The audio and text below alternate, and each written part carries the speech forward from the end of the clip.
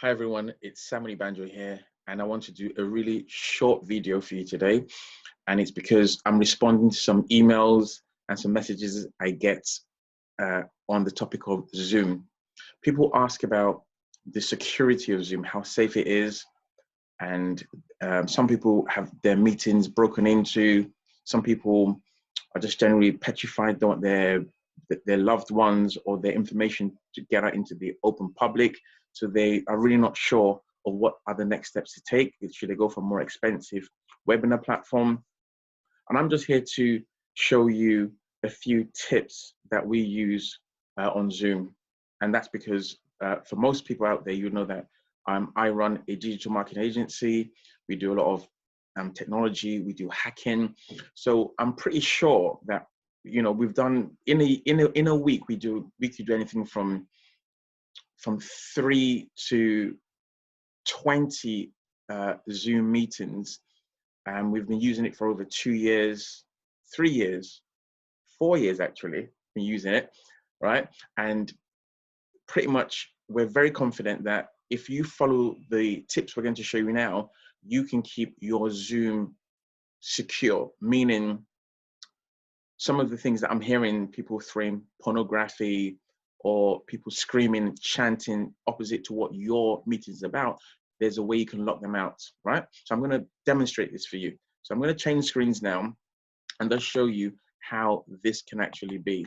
But before we start, you need to remember that a Zoom meeting is practically the same as any other meeting you'll be having out there. So which means that you're going to have a speaker and you should have a reception or a foyer. You should have somebody at the door taking registrations. That's important. I'm going to explain to you how that works in this format. And the beauty, remember, because it is Zoom, that person does not have to be in the same room with you. They could be halfway around the world. So it's not an issue of people physically coming together. So we can observe social distancing in this COVID period, but it's something that we can use. It's something that you can explain to someone anywhere they are, and they can actually follow these really simple rules. So I'm going to show you how to do this in Zoom. So when you log into Zoom, you see something like this, right? You see your personal board, and then let me put on my highlighter so that you can really follow exactly what I'm doing. So you get to your profile and then you scroll down to where it says settings, okay? And when you get to settings, you click on settings. Click on it and it will bring up to this page. And then from here, all you need to do is zoom down. First and foremost, a really good habit is to make sure that anyone that's joining your meeting, you click on their video so that you can actually see who's coming in before they actually realize. What you should also do as well is try as much as possible to put on authenticated users only, except this is a meeting for anyone. If you just want anyone to come on board, then you don't put this on because you might delay people. You scroll down, you ask people for a password. Once again, hopefully the password will only be shared amongst people that it's meant to be shared amongst. That's like a level of security. But if for some strange reason people share the password with people you don't want and they still be able to get in, I'll show you what to do. So some of these things are really, you know, they're really useful for you to use. Passwords, embed password, really good. But I want to point out some key ones. So when people join, right, mute participants upon entry. Don't mute them. Let's know what they're doing, who they are. Or if you're not sure of what they're going to say, put it on off, meaning that then they can't speak, they can't shout, they can't heckle at you. So leave that on and off, except it's a meeting, you want to know what they're saying, right? So then come down here and we get to chat. On the chat, you click here, prevent participants from saving chat, which really means if there's somebody in your meeting, you don't want them to copy what you've been sharing, you put that off so they can't copy the chat. And then number 2, you put private chat off, which really means someone can't join your meeting, look through the list of people there and try and start to send messages to them. You disallow that. So they can't send information that's contrary to what you want. They can't send it, it's not allowed, it's destabilized. When people come into a meeting, you want a sound to go off so that you can hear that someone's joined. Now, remember when I said, like any other meeting, there should be 2 of you, there should be you, there should be the host. there should be the person at the door, the receptionist. This person should be listening out for this sound. So the moment someone comes on board, they hear a ping and they can quickly go and say, right, who's there? All right. Now, I'm going to show you one more thing that happens, which is really important now. When the ping goes off, it doesn't necessarily mean they've come into your meeting. We can put them into what we would call a foyer. You know, like if you hired out a big hall, you'd have the main meeting room and then you have a reception, probably in the foyer where you can say, pick off your name, who are you, where you come from, have you paid, etc., etc. Then you let them in, or you tell security to escort them out. Zoom has the same feature. It's called a waiting room. So we can get them into the waiting room so they can't scream, they can't shout, they can't share pictures of pornography. Some of the things I'm hearing, they can't do it because you've got your things in place, right? So I'm going to show you how that works. Other thing is file transfer. If these people manage to slip into your room, you want to put your file transfer off so that they can't start to share things in people's chats. You don't want people sharing things. So if you're worried about who's doing what, you can limit their ability to share things as well. But as we scroll down here, I'm going to show you what you need to do. So for this person that is going to be your receptionist or the person at the door, promote them, allow them to become a co-host, which means that they can kick people out just as well as you. But remember, it's most likely that you're given a presentation, so you don't want to be disrupted by these people. So you want to have a co-host or two co-hosts or even three co-hosts that are able to watch people and kick out people fast. So that would be really, really useful to keep your meeting clean and secure. All right, so we zoom down a bit more. Sharing. What you can do here is literally say, well, if you're not sure about people, once again, only let the host share. So you click on host only share.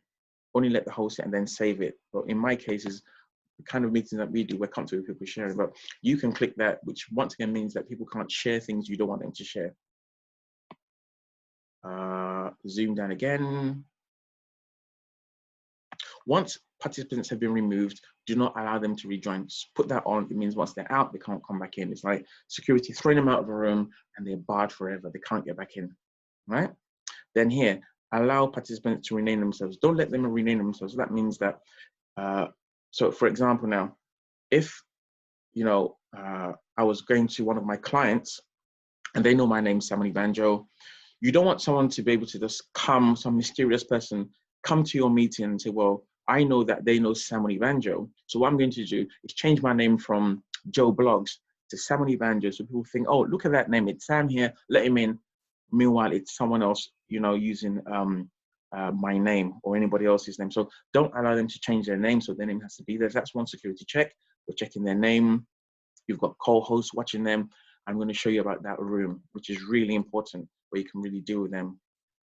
Show participants' profile picture. Let's see who they are. And then what you want to do down here is, let's scroll down a bit more. Scroll down. Where is it? Go down a bit more. Oh, I must have passed it. Let's go back up again.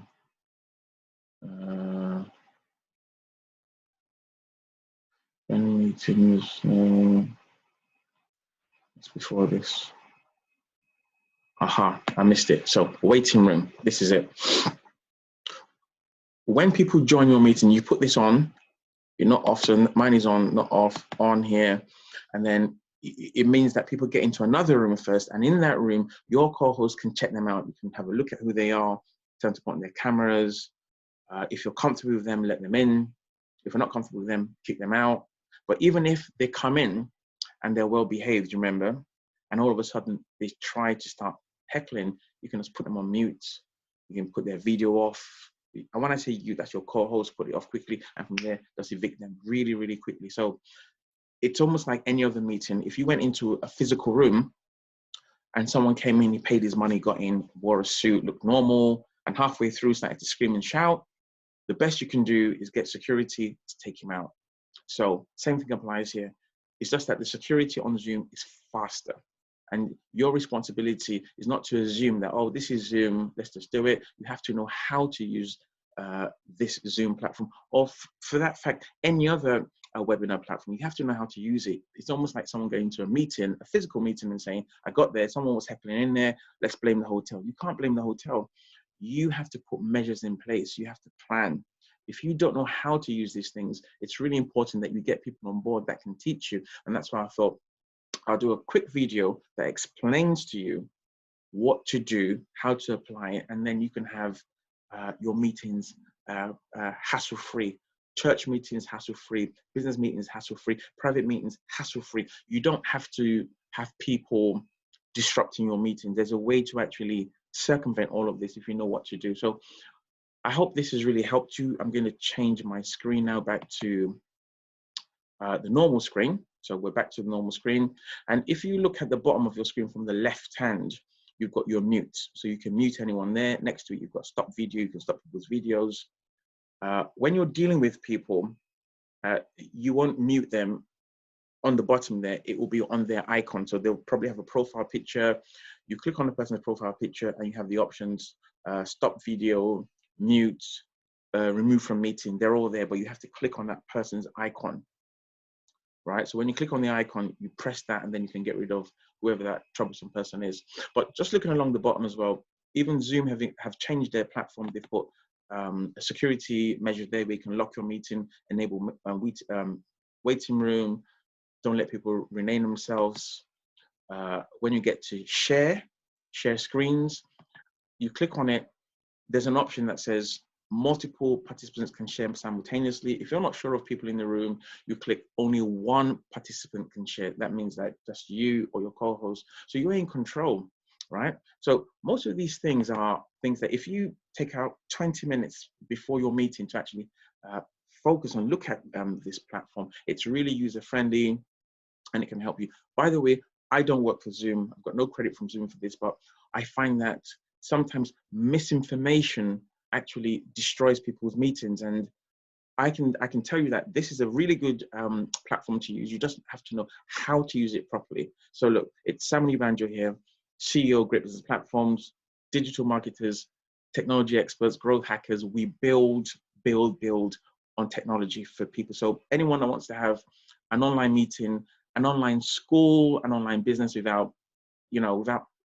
breaching social distancing rules, we are doing this every day for our clients in law, real estate, wealth creation, name it, luxury brands. This is what we do. So it's enough about me, but this is a free video for you.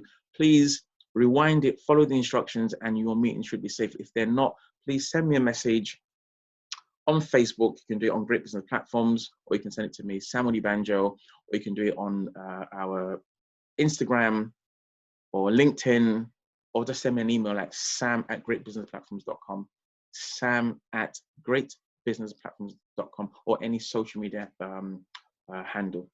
Thank you so much, and I hope this video really helps you. I'm going to end it now. Take care, and bye-bye.